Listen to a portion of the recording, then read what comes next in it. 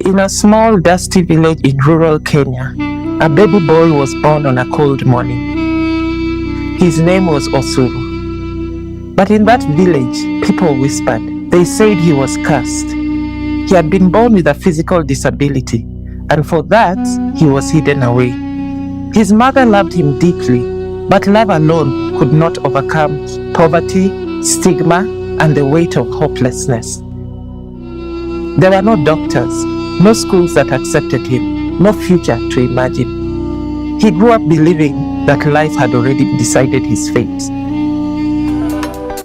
Then one day, hope came to Osuru's village, not in the form of charity, but in the form of healing.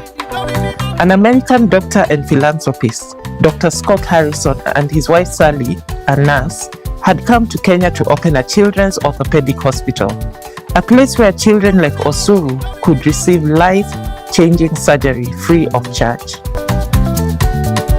For the first time, Osuru moved through the Cure hospital doors, and no one looked away. He received surgery. He no longer crawled on the floor. He took his first steps with crutches. He laughed again. And when he walked out of that hospital, it was not just his legs that had been healed, it was his sense of possibility. Osuru went to school. He studied hard. He graduated, but then came another kind of pain. When he went to look for a job, doors closed again.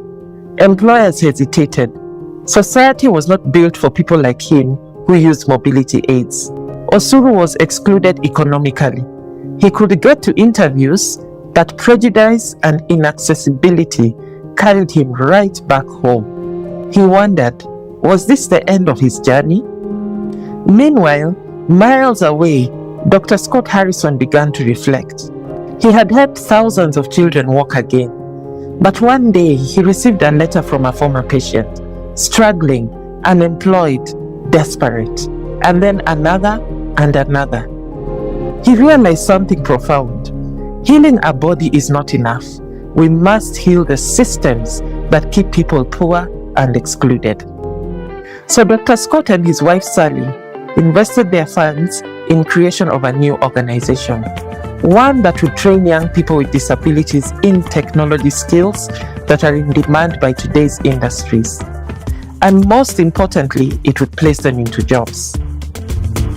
Next Step Foundation was formed as the next step to the Harrison's philanthropic work for persons with disability, empowering and upskilling individuals from marginalized communities, women, youth, and persons with disabilities to take the next step towards sustainable livelihoods and economic independence.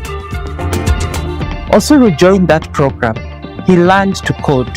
He spent long nights studying, solving problems, and learning to build. And then he was hired by the largest bank in Africa. Today, Osuru wakes up every morning, puts on his ID badge, and walks into his office with pride.